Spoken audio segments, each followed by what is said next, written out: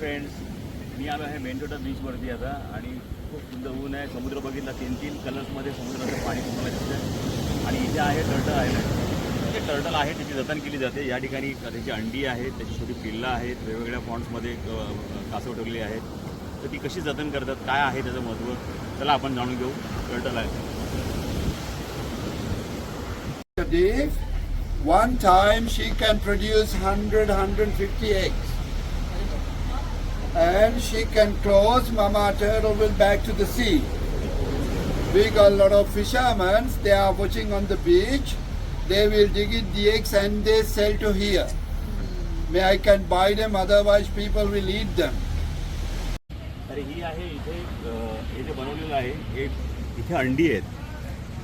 ज्याला कासव बाहेर जातात समुद्रातून आणि अंडी ती बाहेर येतात समुद्रापासून, पाण्यापासून लांब. आणि मग इथले जे फिशरमॅन वगैरे असतात ती अंडी गोळा करतात आणि या लोकांना इथे विकतात. ती एक अंड 50 रुपयाला एक अंड विकतात इथे. आणि ती अंडी आणून या ठिकाणी हे जतन करतात. आणि साधारण 60 दिवसापर्यंत त्याच्यामध्ये असतं.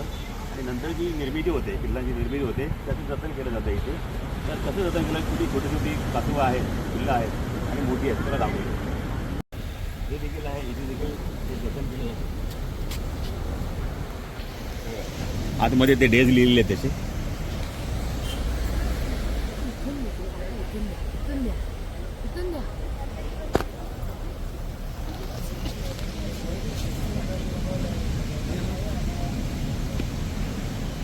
आणि हे पाहू शकता तुम्ही, हे आहे कासवाचं अंड.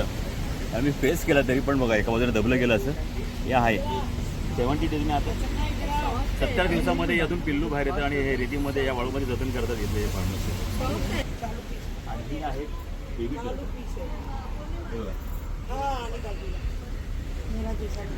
बेबी टर्टल आहे.